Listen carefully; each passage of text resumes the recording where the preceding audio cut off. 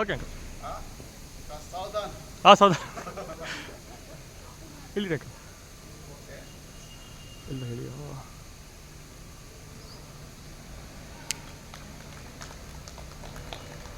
Play ಮಾಡೋ. ಜನಗಣ ಮನ ಅಧಿನಾಯಕ ಜಯ ಹೇ ಭಾರತ ಭಾಗ್ಯ ವಿಧಾತ. ಪಂಜಾಬ ಸಿಂಧ ಗುಜರಾತ ಮರಾಠ ದ್ರಾವಿಡ ಉತ್ಕಳ ಬಂಗಾ. ವಿಂಧ್ಯ ಹಿಮಾಚಲ ಯಮುನಾ ಗಂಗಾ ಉಚ್ಚಲ ಜಲಧಿ ತರಂಗಾ. तव शुभ नामे जागे तव शुभ आशीष मागे. गाहे तव जय गाथा जनगण मंगलदायक जय हे भारत भाग्य विधाता. जय हे जय हे जय हे जय जय जय जय हे. ನಾಮಕ್ಕೆ ನಾವು ಸ್ತೋತ್ರವನ್ನು ಸಲ್ಲಿಸೋಣ. ನಾವು ಹಾಗೆ ಕುಳಿತುಕೊಂಡಲ್ಲಿ ಒಂದು ಸ್ತೋತ್ರವನ್ನು ತಮ್ಮ ದೇವರಿಗೆ ಅರ್ಪಿಸೋದನ್ನು ನಮ್ಮ ಸಂಗೀತ ನಾವು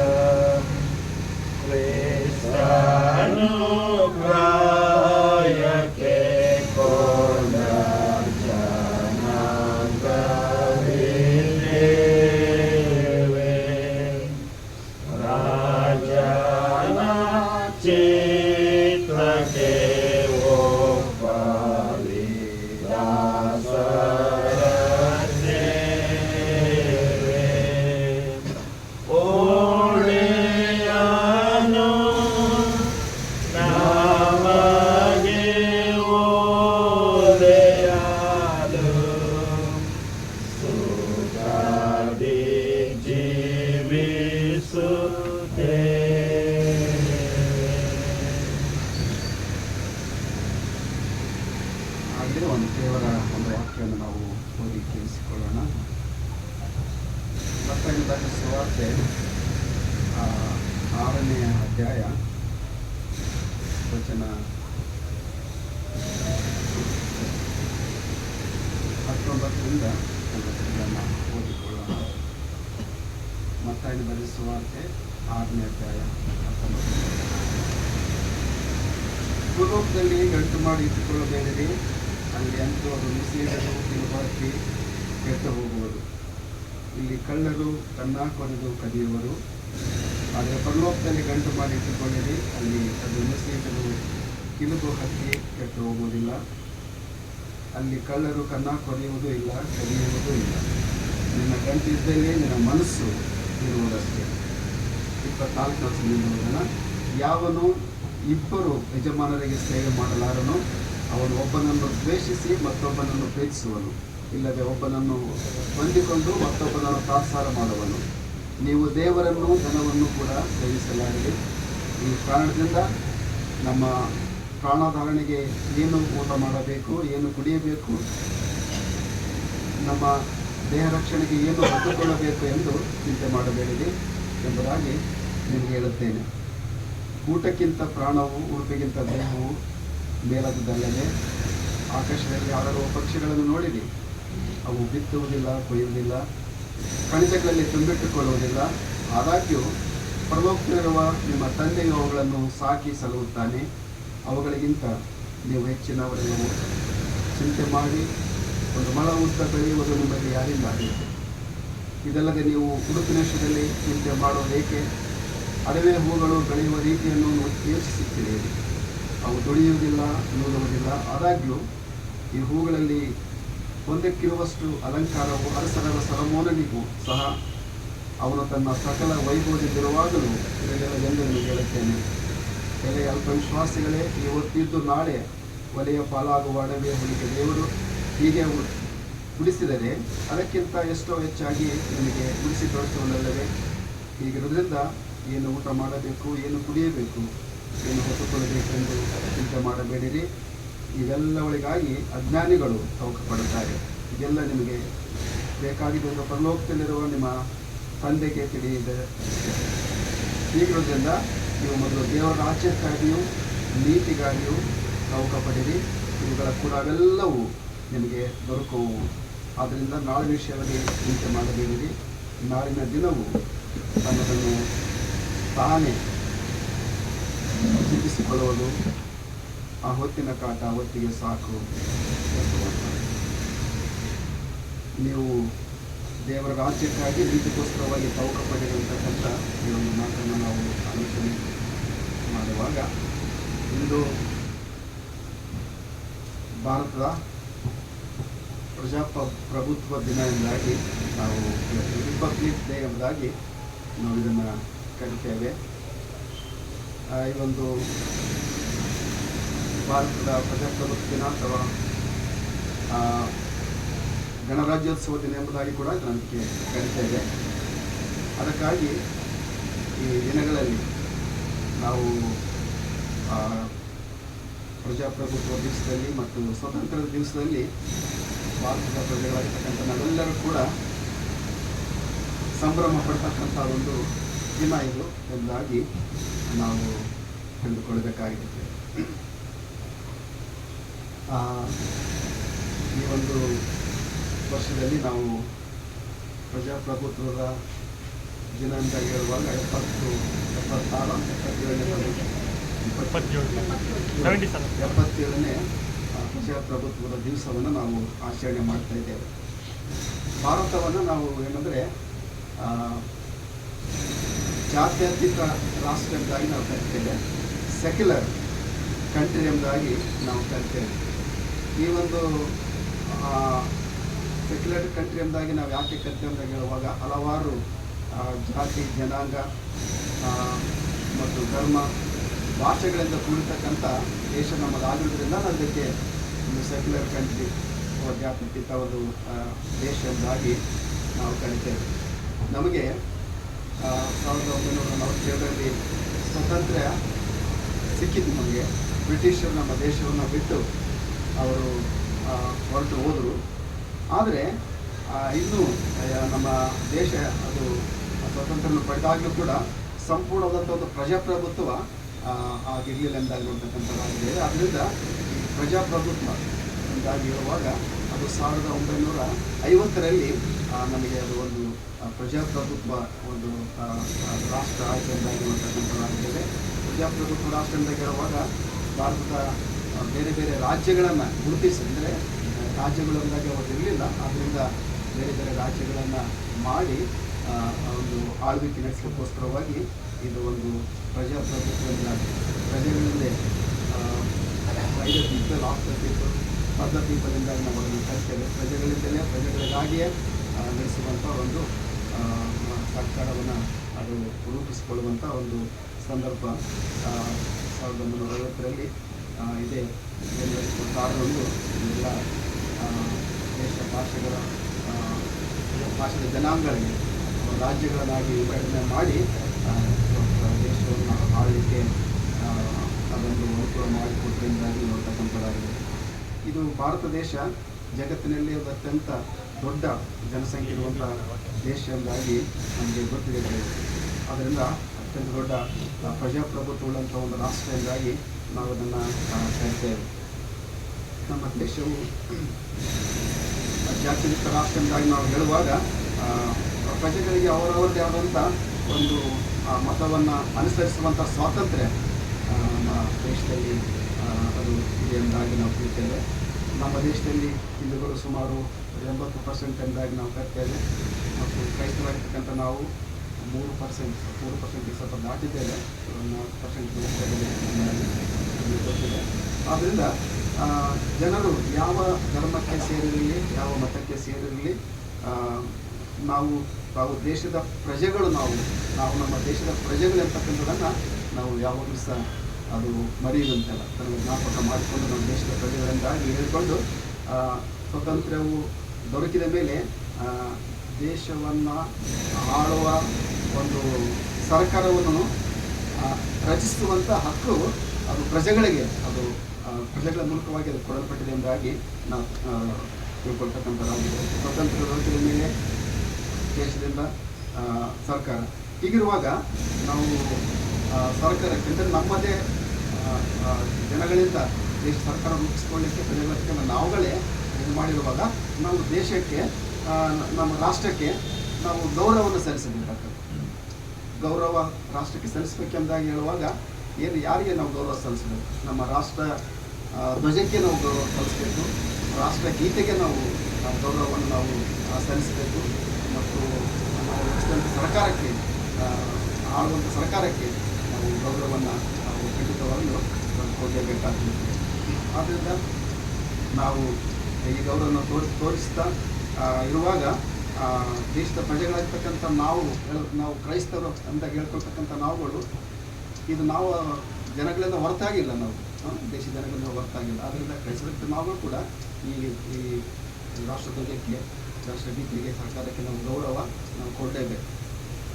ಆದ್ದರಿಂದ ನಾವು ಈಗಾಗಲೇ ನಾವು ಓದಿ ಕೇಳಿಸ್ಕೊಂಡಿರ್ತಕ್ಕಂಥ ನಾವು ಅಂದರೆ ನಾವು ಪರಲೋಕ ಸಂಸ್ಥಾನದವರು ಎಂಬುದಾಗಿ ನಾವು ಕರೆಯಲ್ಪಟ್ಟಿದ್ದೇವೆ. ನೀವು ಈ ಲೋಕದಲ್ಲಿ ಇದ್ದರೂ ಕೂಡ ಈ ಲೋಕದವರಲ್ಲ ನೀವು ಎಂಬುದಾಗಿ ದೇವರ ವಾಕ್ಯ ನಮಗೆ ಹೇಳ್ತದೆ. ನೀವು ಪರಲೋಕ ಸಂಸ್ಥಾನದವರು ಎಂಬುದಾಗಿ ದೇವರ ವಾಕ್ಯ ನಮಗೆ ಕರೆಕೊಡುವಂಥದ್ದು. ಅದೇ ನಾವು ಪರಲೋಕ ಸಂಸ್ಥಾನದವರು ಎಂಬುದಾಗಿ ನಾವು ಹೇಳಿಕೊಳ್ತಾ ಒಂದು ದೇಶದಲ್ಲಿ ಇದ್ದುಕೊಂಡು ದೇಶದಲ್ಲ ಅನುಕೂಲತೆಗಳನ್ನು ನಾವು ಬಳಸಿಕೊಂಡು ನಾವಿರುವಾಗ ನಮ್ಮ ಪ್ರಜೆಗಳ ನಮಗೆ ಉದವಾದಂಥ ಒಂದು ಕರ್ತವ್ಯ ನಮಗೆ ಇಲ್ಲಿದೆ.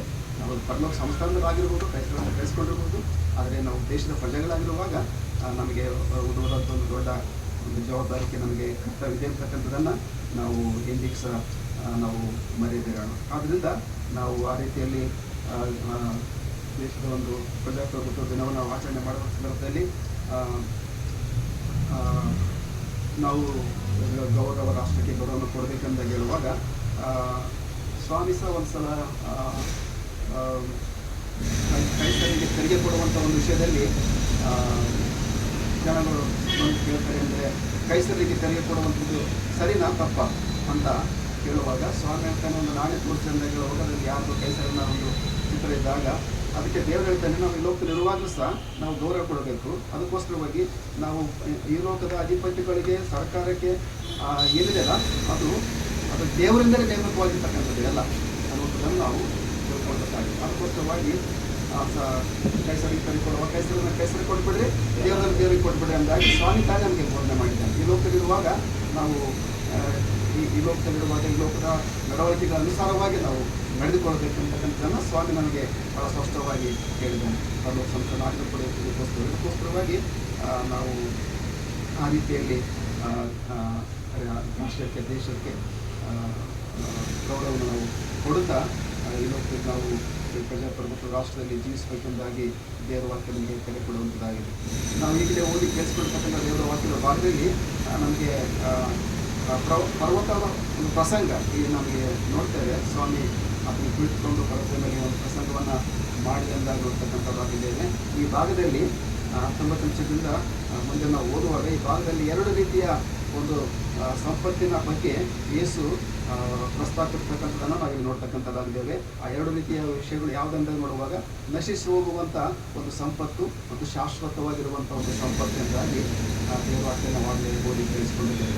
ನಶಿಸಿ ಹೋಗುವಂಥ ಸಂಪತ್ತು ಎಂದಾಗಿ ಸ್ವಾಮಿ ಅದನ್ನು ಯಾಕೆ ಹೇಳಿದ್ರೆ ಎಂದಾಗಿ ನಾವು ನೋಡುವಾಗ ಈ ಲೋಕದ ಸಂಪತ್ತನ್ನು ಗಳಿಸಲಿಕ್ಕೆ ನಶಿಸಿ ಹೋಗ್ತಕ್ಕಂಥ ಸಂಪತ್ತನ್ನು ಗಳಿಸಲಿಕ್ಕೆ ಜನಗಳು ಬಹಳ ವಿಶೇಷವಂತ ಜಾಣ್ಮೆಯುಳ್ಳಂಥವರು ಈ ಲೋಕದಲ್ಲಿ ಅವರು ಇದ್ದಾರೆ ಎಂದಾಗಿ ವಾಕ್ಯದ ಮೂಲಕವಾಗಿ ಸ್ವಾಮಿ ತಿಳಿಸಿಕೊಡುವಂತನಾಗಿದ್ದಾನೆ.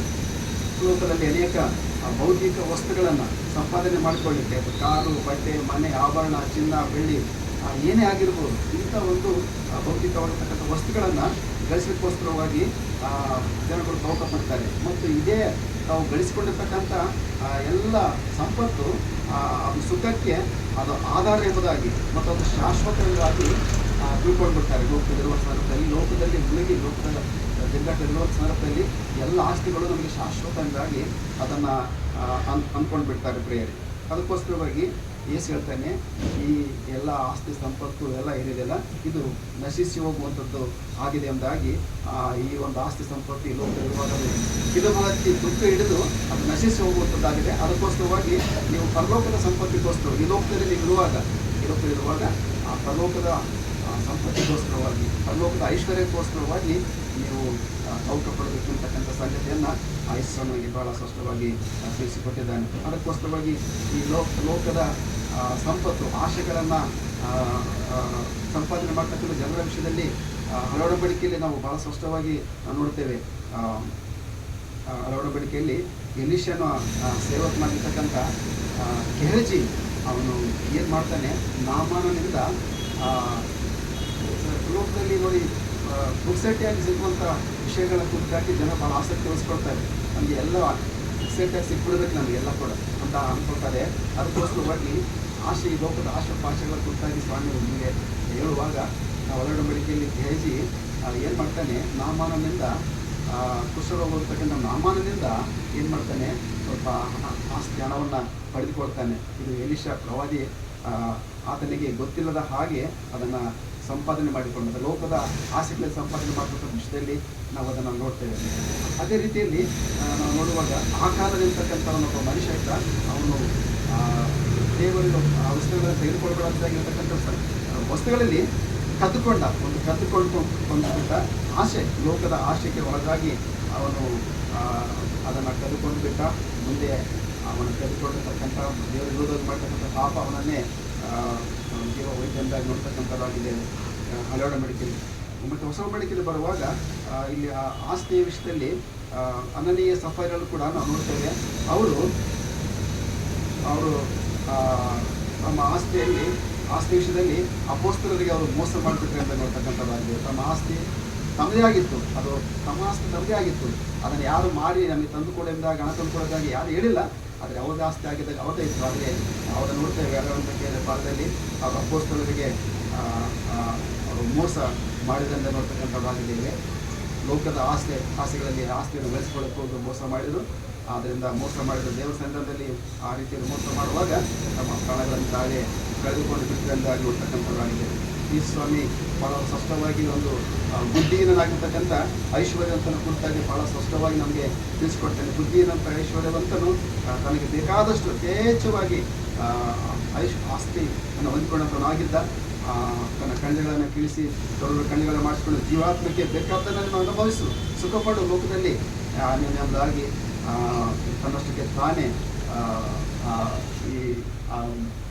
ಈ ಲೋಕದ ಆಸ್ತಿ ಅವನಿಗೆ ಶಾಶ್ವತ ಎಂಬತಕ್ಕಂಥ ರೀತಿಯಲ್ಲಿ ಅವನು ವರ್ತನೆ ಮಾಡಿದೆ ಎಂಬುದಾಗಿ ನೋಡ್ತಕ್ಕಂಥವರಾಗಿದ್ದಾರೆ. ಅದರಿಂದ ಇದೆಲ್ಲವೂ ಇಂಥ ನಶಿಸಿ ಹೋಗ್ತಕ್ಕಂಥ ವಿಷಯಗಳ ಕುರಿತಾಗಿ ನೀವು ಲೋಕದಲ್ಲಿರುವಾಗ ಅಂಥ ವಿಷಯಗಳಿಗೋಸ್ಕರವಾಗಿ ಅವಕಾಶ ಬೇಕಾಗಿಲ್ಲ. ಆದರೆ ಪರಲೋಕದಲ್ಲಿರುವಂಥ ಐಶ್ವರ್ಯಕ್ಕೋಸ್ಕರ ಸಂತೋಷಕ್ಕೋಸ್ಕರವಾಗಿ ನೀವು ತವಕ ಪಡಬೇಕೆಂದಾಗಿ ದೇವರ ವಾಕ್ಯ ನಿಮಗೆ ಹೇಳುವಂತಾಗಿದೆ.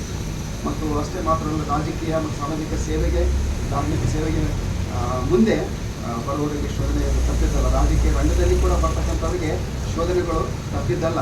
ನಾವು ನೋಡ್ತೇವೆ ಸರ್ಕಾರದಲ್ಲಿ ರಾಷ್ಟ್ರಪತಿ, ಪ್ರಧಾನಮಂತ್ರಿ ಮತ್ತು ವಿವಿಧ ಖಾತೆಗಳು ಹೊಂದಿರತಕ್ಕಂಥ ಮಂತ್ರಿಗಳೆಲ್ಲರೂ ಕೂಡ ಹಲವಾರು ಅಧಿಕಾರಿಗಳು ಕೂಡ ತಮ್ಮ ಜವಾಬ್ದಾರಿಯನ್ನು ಹೊತ್ತಿರ್ತಾರೆ. ದೇಶದ ಅಭಿವೃದ್ಧಿಗೋಸ್ಕರವಾಗಿ ಹಲವಾರು ಯೋಜನೆಗಳನ್ನು ಕಾರ್ಯಕ್ರಮಗಳನ್ನು ಹಾಕಿಕೊಂಡಿದ್ದಾರೆ, ಮಾಡ್ತಾರೆ. ನಮ್ಮ ದೇಶದ ಪ್ರಥಮ ಪ್ರಧಾನಮಂತ್ರಿ ಆಗಿದ್ದ ಜವಾಹರ್ಲಾಲ್ ನೆಹರೂರವರು ಪ್ರಥಮ ಪ್ರಧಾನಮಂತ್ರಿ ಆದಾಗ ಅವರು ದೇಶಕ್ಕೋಸ್ಕರವಾಗಿ ಪಂಚವಾರ್ಷಿಕ ಒಂದು ಯೋಜನೆಗಳನ್ನು ಅವರು ಹಾಕಿಕೊಂಡು ಬಿಟ್ಟು ಅದನ್ನು ಮುಂದುವರಿಸಿಕೊಂಡು ಬಂದರು. ಆ ಒಂದು ಪಂಚವಾರ್ಷಿಕ ಯೋಜನೆಗಳ ಮೂಲಕವಾಗಿ ಎಲ್ಲ ಹಲವರಿಗೆ ಇಂದಿಗೂ ಕೂಡ ವಿಶೇಷವಾದಂಥ ಲಾಭವಾಗಿದೆ. ಭಾರತದ ಕೈಗಾರಿಕೆ ಕೃಷಿಯಲ್ಲಿ ಇದರಲ್ಲಿ ಬಹಳ ವಿಶೇಷವಾದಂಥ ಒಂದು ಪ್ರಗತಿ ಅದರಲ್ಲಿ ದೊರೆತಿದೆ ಅಂತ ಇದರಲ್ಲಿ ತಪ್ಪಾಗಿಲ್ಲ. ಅದಕ್ಕೋಸ್ಕರವಾಗಿ ಹಲವಾರು ಮಂತ್ರಿಗಳು ಜನಗಳು ನಾವು ನೋಡುವಾಗ ಆಸೆ ಬಂದಾಗ ತಾವು ಏನು ಮಾಡ್ತಾರೆ ಅಂದರೆ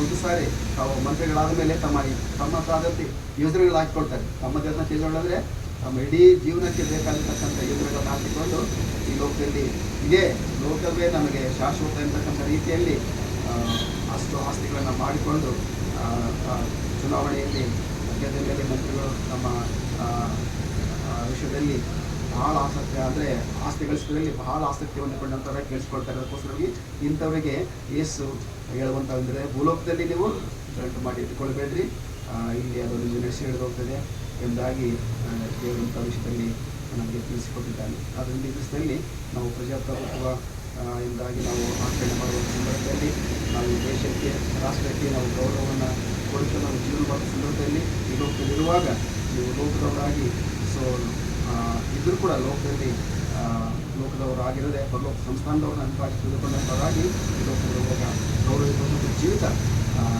ನೀವು ಜೀವಿಸಬೇಕೆಂದಾಗಿ ದೇವರು ನಮ್ಮ ಜೀವನದಲ್ಲಿ ಒಂದು ನಮ್ಮ ಇಷ್ಟಾನುಸಾರ ನಾವು ಬದುಕದೆ ದೇವರು ಉದ್ದೇಶಿಸಿದ ರೀತಿಯಲ್ಲೇ ನಾವು ಜೀವಿಸಬೇಕೆಂದಾಗಿ ಆತನು ಬಯಸುವಂಥದ್ದಾಗಿದ್ದಾನೆ. ಹೀಗಿರುವಲ್ಲಿ ಈ ಒಂದು ರಾಜಕೀಯದಲ್ಲಿರುವಂಥ ಅಧಿಕಾರಿಗಳು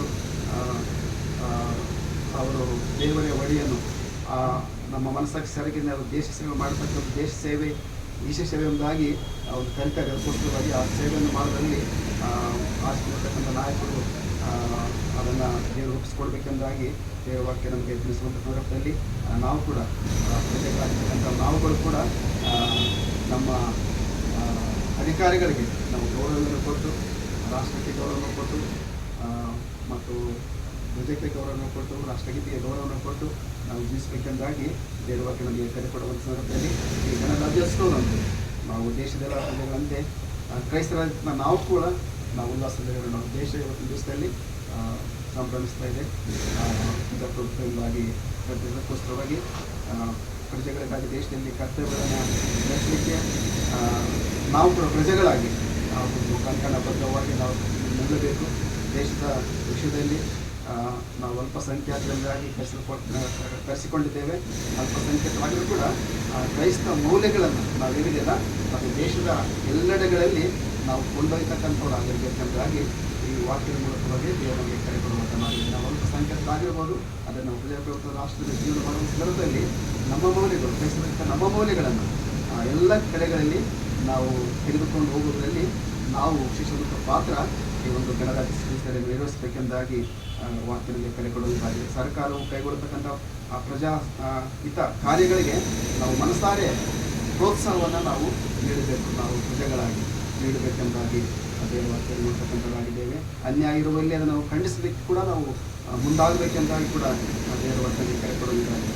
ಕೆಲವು ಭಾಷಣಗಳ ಪ್ರಸಂಗಗಳೇ ನಮ್ಮ ಭೂಷಣವಾಗಿರದೆ ಕಾರ್ಯಂತ ಕ್ರೈಸ್ತ ಆದರ್ಶವನ್ನು ನಾವು ಪಾಲಿಸುವುದಕ್ಕೆ ನಾವು ಶ್ರಮಿಸಬೇಕೆಂದಾಗಿ ವಾಕ್ಯದ ಮೂಲಕವಾಗಿ ಕಳೆದುಕೊಂಡಿದ್ದಾರೆ. ಅದಕ್ಕೋಸ್ಕರ ದೇಶದ ರಾಜಕೀಯಕ್ಕೆ ನಾವು ರಂಗದಲ್ಲಿ ನಾವು ಬೆಳೆಯುವ ಸಂದರ್ಭದಲ್ಲಿ ಸಭೆಯ ರಾಜಕೀಯದಿಂದ ಅದು ಮುಕ್ತಿಯನ್ನು ನಾವು ಪಡೆಯೋಣ. ಯೇಸುವಿನ ಬೋಧನೆಯು ಇಂದು ಕೂಡ ಎಲ್ಲ ಕ್ಷೇತ್ರಗಳಲ್ಲಿ ನಮಗೆ ಅನ್ವಯ ಎಂಬತಕ್ಕಂಥದ್ದನ್ನು ನಾವು ಮರೆಯೋಣ. ಯೋಗ್ಯ ಪ್ರಜೆಗಳಾಗಿ ನಾವು ಈ ಪ್ರದೇಶದಲ್ಲಿ ಯೋಗ್ಯ ಪ್ರಜೆಗಳಾಗಿ ದೇಶಕ್ಕೆ ರಾಷ್ಟ್ರಕ್ಕೆ ಗೌರವವನ್ನು ಸೂಚಿಸೋದ್ರೊಟ್ಟಿಗೆ ಅದಕ್ಕೆ ನಾಯಕರಿಗೆ ಗೌರವಿಸಿದ್ರು ನಮ್ಮ ಅಧಿಕಾರಿಗಳಿಗೆ ನಮಗೆ ಗೌರವವನ್ನು ಕೊಡೋದ್ರೊಟ್ಟಿಗೆ ನಾವೆಲ್ಲರೂ ಕೂಡ ಯೋಗ್ಯ ಒಂದು ಪ್ರಜೆಗಳಾಗಿ ಈ ಲೋಕದಲ್ಲಿ ನಾವು ಜೀವಿಸಬೇಕೆಂದಾಗಿ ದೇವರ ವಾಕ್ಯದಲ್ಲಿ ಕರೆಕೊಡುವಂತಾಗಿದೆ. ಅದರಲ್ಲಿ ಪ್ರಜಾಪ್ರಭುತ್ವ ದಿವಸದಲ್ಲಿ ನಾವು ತಿರುಗಂದಾವಕ್ಕೆ ದೇಶದ ಒಂದು ಸ್ವತಂತ್ರ ಪ್ರಜಾಪ್ರಭುತ್ವದ ದಿನದಲ್ಲಿ ನಾವು ಉತ್ತಮ ಪ್ರಜೆಗಳು ಅಂತಕ್ಕಂಥದ್ದನ್ನು ನಾವು ನಮ್ಮ ನಡೆಯ ಮೂಲಕವಾಗಿ ತೋರಿಸುತ್ತಾ ಕ್ರಿಸ್ತನಿಗೆ ಸಾಕ್ಷಿ ಮಕ್ಕಳಾಗಿ ಈ ಒಂದು ಪ್ರಜಾಪ್ರಭುತ್ವ ರಾಷ್ಟ್ರದಲ್ಲಿ ನಾವು ಜೀವನ ಮಾಡಲಿಕ್ಕೆ ಪ್ರಯತ್ನ ಮಾಡೋಣ. ಎಲ್ಲದಕ್ಕೆ ತಾನೇ ತನ್ನ ಪ್ರೋತ್ಸಾಹ ಪಾಲಿಸಿಕೊಳ್ಳಿ, ಪ್ರಾರ್ಥನೆ ಮಾಡಿಕೊಳ್ಳೋಣ.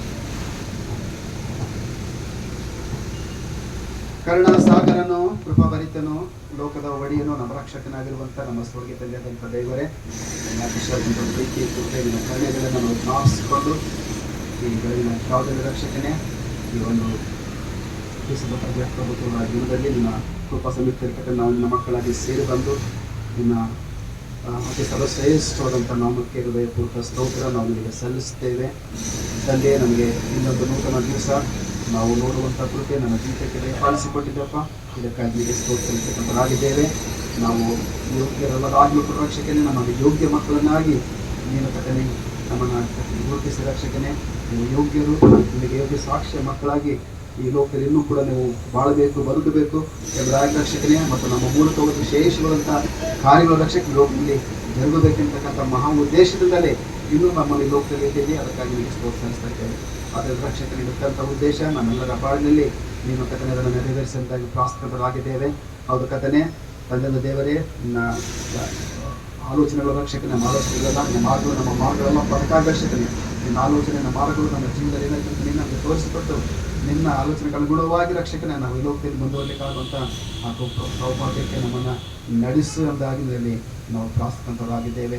ಹೌದು ಕಥೆಯ ಹೊಸ ದಿವಸ ನಾವು ಕಂಡಿರುವಾಗ ಹೊಸ ಶಾಶ್ವತ ಕಥೆ ಸಮ್ಮತಿಯಾಗಿ ನಾವು ಬೇಡುತ್ತಾ ರಕ್ಷಕನೇ, ನಮ್ಮ ದೇಹಕ್ಕೋಸ್ಕರವಾಗಿ ಕೂಡ ನಾವು ಬೇಡುತ್ತಾ ರಕ್ಷಕನೇ ಪಾಲಿಸಲಿಕ್ಕೆ ನಾವು ಬಂದಿದ್ದೇವಪ್ಪ.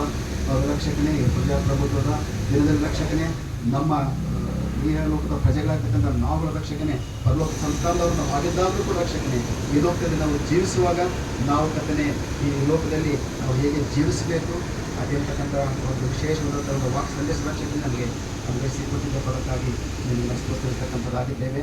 ಹೌದ ಕಥನೆ ಪ್ರಜೆಗಳಾಗಿರ್ತಕ್ಕಂಥ ನಾವುಗಳು ಅವ್ರ ಕಥನೆ ದೇಶದ ರಾಷ್ಟ್ರಕ್ಕಾಗಿ ನಾವು ಕಥನೆ ಗೌರವವನ್ನು ಸಲ್ಲಿಸಬೇಕಾಗಿ ನಾವು ಗೌರವ ಸಲ್ಲಿಸಿದ ರಕ್ಷಕನೇ, ಅವ್ರ ತಂದೆಯಾದಂಥ ದೇವರೇ, ರಾಷ್ಟ್ರದ ನಾಯಕರಿಗೋಸ್ಕರ ರಕ್ಷಕನೇ ನಾವು ಗೌರವ ಕಥನೆ ನಾವು ಕೊಡುತ್ತ ರಕ್ಷಕನೇ, ನಮ್ಮ ಅವ್ರ ರಕ್ಷಕನೇ, ನಮ್ಮ ಎಲ್ಲ ಕಥನೆ ಕರ್ತವ್ಯಗಳನ್ನು ರಕ್ಷಕನೇ ನಾವು ನಿರ್ವಹಿಸಿಕೊಂಡು ಆ ರೀತಿಯಲ್ಲಿ ಹೋಗಬೇಕೆಂಬುದಾಗಿ ನಮಗೆ ಇದನ್ನು ವಾಕ್ಯ ಮೂಲಕವಾಗಿ ಬೋಧಿಸಿದ್ದಿ. ಅದಕ್ಕೋಸ್ಕರ ರಕ್ಷಕನೇ ಎಲ್ಲ ಕಥನೆ ನಿವೃತ್ತ ಕಾರ್ಯಗಳಿಗಾಗಿ ರಕ್ಷಕನೇ ನಾವು ಪ್ರಾಸ್ತ ರಕ್ಷಕನೇ ನಾವು ಗೌರವ ಸೂಚಿಸ್ತೇವೆ. ದೇಶಕ್ಕಾಗಿ ನಾವು ಗೌರವ ಕಥನೆ ಸೂಚಿಸ್ತೇವೆ. ಅವ್ರ ರಕ್ಷಕನೇ, ನೀನು ಕಥನೆ ಲೋಕದಲ್ಲಿ ಇರುವಾಗ ನಾವು ಹೇಗೆ ನಾವು ಜೀವಿಸಿ ರಕ್ಷಕನೇ, ತಂದೆಯ ದೇವರೇ, ನಾವು ಹೇಗೆ ರಕ್ಷಕನ ನಡ್ಕೊಳ್ಳಬೇಕು, ನಮ್ಮ ನಡೆನುಡಿಗಳ ಮೂಲಕವಾಗಿ ನಾವು ಹೇಗೆ ನಾವು ಕ್ರೈಸ್ತರೆಂಬುದಾಗಿ ನಾವು ತೋರಿಸಿಕೊಂಡ ರಕ್ಷಕನೇ, ಇದರಿಂದ ನಾವು ಪರಲೋಕ ಸಂಸ್ಥಾನದವರು ಹೇಗೆ ನಾವು ಎಂತಕ್ಕಂಥದ್ದನ್ನು ನಾವು ಜನಗಳಿಗೆ ತಿಳಿಯಪಡಿಸಬೇಕೆಂತಕ್ಕಂಥ ಆ ವಿಶೇಷವಾದಂಥ ಆ ವಿಷಯವನ್ನು ಕಥೆ ನಾವು ಅರ್ಥ ಮಾಡಿಕೊಂಡಂಥವರಾಗಿ ಲೋಕದ ಕಥೆ ನಿರ್ವಾಹ ರಕ್ಷಕನೇ, ನಾವೆಲ್ಲ ವಿಷಯಗಳ ಕಥನೆ ಮೇಲನ್ನ ಕಥನೆ ಮೆಚ್ಚಿದ ರಕ್ಷಕನೇ, ಅವ್ರ ಕಥೆ ನಾವು ಈ ಲೋಕದಲ್ಲಿ ನಾಗರಿಕರಾಗಿದ್ದಾದರೂ ಕೂಡ ನಮ್ಮ ಪರಲೋಕ ಸಂಸ್ಥಾನದವರು ಎಂಬುದಾಗಿ ನಾವು ತಿಳಿದುಕೊಳ್ತಾ ರಕ್ಷಕನೇ, ಈ ಲೋಕದಲ್ಲಿ ಇರುವಾಗ ಕಥೆ ಎಲ್ಲ ವಿಷಯಗಳಲ್ಲಿ ನಾವು ನಮ್ಮ ನಡೆಯುವ ಕ್ರಿಯೆಗಳ ಮೂಲಕವಾಗಿ ಅವ್ರ ಕಥನೆ ಈ ದೇಶದಲ್ಲಿ ಕಥನೆ ನಿರ್ವಹಿಸುವಾಗ ನಾವು ಮಾದರಿಯ ಜೀವಿತ ರಕ್ಷಕನೇ ನಾವು ಕ್ರೈಸ್ತರಾಗಿ ಜೀವಿಸಬೇಕಾಗುವಂಥ ಕೃಪೆ ನಮಗೆ ಅನುಗ್ರಹಿಸಿ ನಮಗೆ ಕೊಡುವಂತಾಗಿ ನಾವು ನಿಮಗೆ ಶಾಸ್ತ್ರವಾಗಿದ್ದೇವೆ. ಕಥನೆ ಅದೇ ವೇಳೆಯಲ್ಲಿ ತಂದೆಯ ದೇವರೇ, ದೇಶದ ಎಲ್ಲ ಒಂದು ಪ್ರಜಾಪ್ರಭುತ್ವ ಕಥನೆ ಸಂದರ್ಭದ ರಕ್ಷಕನೇ, ಅವ್ರ ಕಥನೆ ಒಂದು ಕಾರ್ಯದ ರಕ್ಷಕನ ಮೇಲೆ ಕೊಡ್ತಾರೆ ಸ್ವಾತಂತ್ರ್ಯದ ಮೂಲಕವಾಗಿ ಕಾರಣ